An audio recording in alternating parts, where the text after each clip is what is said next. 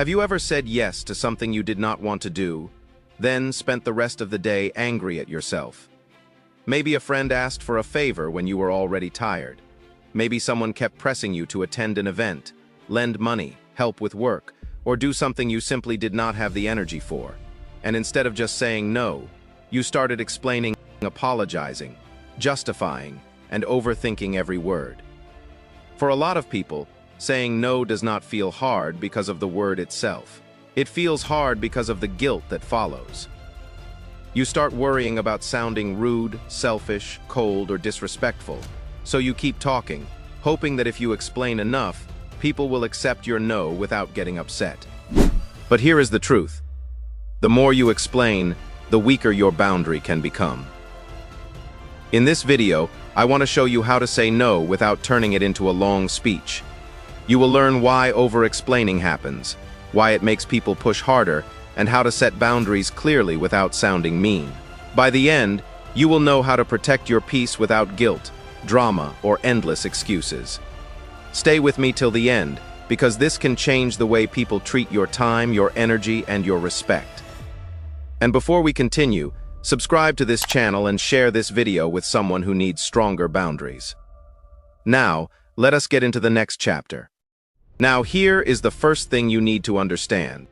Over-explaining is what turns a simple no into a conversation people can fight with. Think about this. Someone asks you for a favor you cannot do. Maybe a friend wants to borrow money. Maybe a cousin wants your help when you already have your own stress. Maybe someone says, "Come on, it will only take 5 minutes." So you start talking too much. "I would have loved to, but I am busy, and I already planned something. And maybe if it was later, and I am also kind of tired."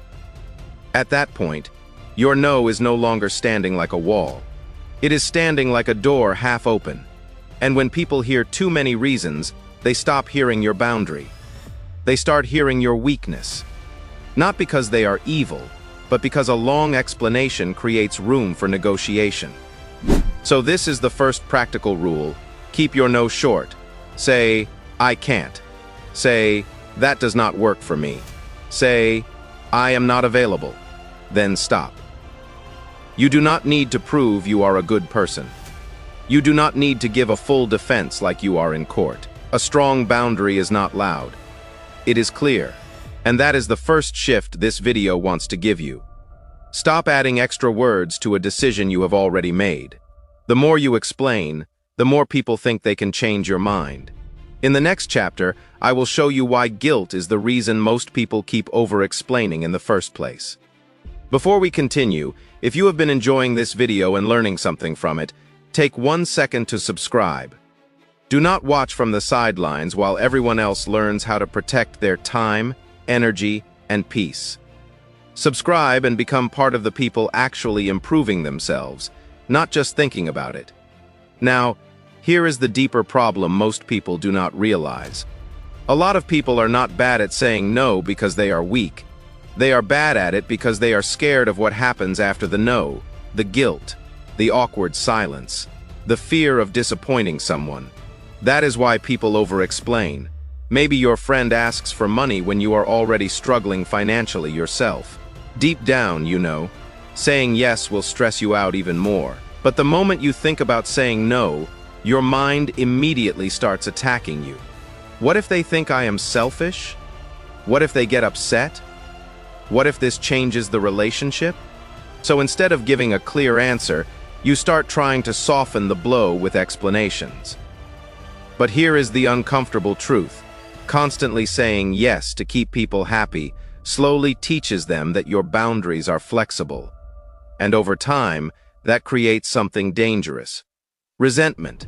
You help people while secretly feeling drained. You agree to things while quietly becoming frustrated. And the worst part is, many people around you may never even realize the pressure you are under because you trained them to expect access to you all the time. Feeling guilty does not automatically mean you are wrong. Sometimes it simply means you are doing something unfamiliar but necessary. And in the next chapter, I will show you exactly how to say no in a calm, confident, and practical way without sounding rude or aggressive. Now let us get into the part most people overcomplicate. The cleanest no is usually the shortest one. You do not need a dramatic speech. You do not need to explain your entire week, your budget, your mood, your family problem, or why you are tired. In most cases, all you need is a clear answer. For example, say, "I can't." Say, "That does not work for me." Say, "I am not available." Say, "I have to pass." Simple, calm, direct. And if you want to sound firm without sounding harsh, use I statements. That means you speak from your own position instead of sounding like you are attacking the other person. For example, "I am not able to help with that," or "I am not comfortable with that." That keeps the tone respectful while still protecting your boundary. Another thing that helps is the pause. Do not answer every request immediately. When someone asks you for something, take a breath. Give yourself a second. That pause can save you from saying yes out of reflex. A lot of people do not actually choose to say yes. They just react too fast. And here is something very practical. Rehearse your no before you need it. Say it out loud when you are alone. Practice it in front of a mirror. The reason is simple. What you repeat privately becomes easier to use publicly, because when the moment comes, you do not want to be searching for the perfect excuse. You want one clear sentence you can stand on. And in the next chapter, I will show you what to do when people push back and try to test your boundary. Now, this is where most people break. Not when they say no the first time, but when the other person pushes back.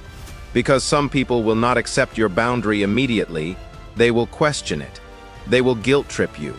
They will act surprised.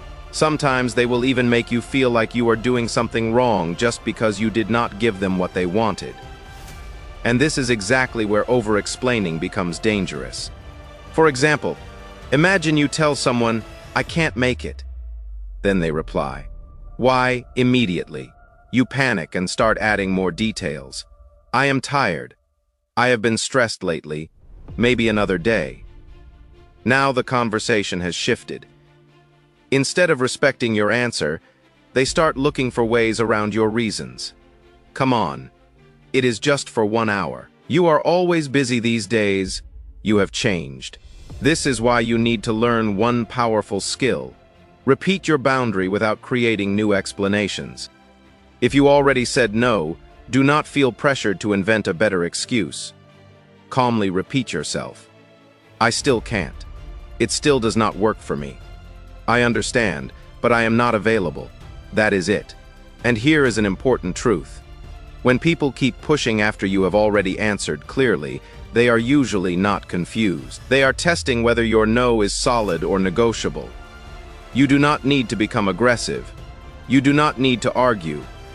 Sometimes silence and repetition are more powerful than a long emotional defense. Because confident boundaries are not built through endless explanations. They are built through consistency. And in the next chapter, I will show you how to apply this in real-life situations with friends, family, work, and everyday conversations. Now let us make this practical, because saying no is one thing. Saying it in real life is where the pressure usually shows up. At home, it may be a relative asking for a favor when you are already overwhelmed. In that moment, you do not need to defend your entire life. A simple, respectful no is enough. You can say, "I cannot do that right now," and leave it there. With friends, it often becomes emotional. Someone says, "You are my guy," or "You know I would do this for you." That is where guilt tries to enter. But friendship should not mean automatic access to your time, money, or energy. A real friend may be disappointed, but a mature friend will still respect your boundary. At work, keep it professional. You do not need to sound cold, but you also do not need to sound unsure. "I am not available for that today," or "I cannot take that on right now," is clear and professional. Even on text messages, less is more. You do not need to write a paragraph. A short reply is often stronger than a long explanation because it closes the door on unnecessary debate. And in manipulative situations, this matters even more. The more you explain, the more material the other person has to twist. So the goal is not to be rude. The goal is to be clear enough that your boundary cannot be easily broken. This is how you start protecting your time, your energy, and your peace in everyday life. And in the final chapter, I will bring everything together so you can walk away with a stronger mindset and a cleaner way of saying no. The real lesson in this video is simple. A boundary is not cruelty, it is clarity. You do not need to explain yourself into exhaustion just to prove you are kind. You do not need to give people a long list of reasons before they respect your no.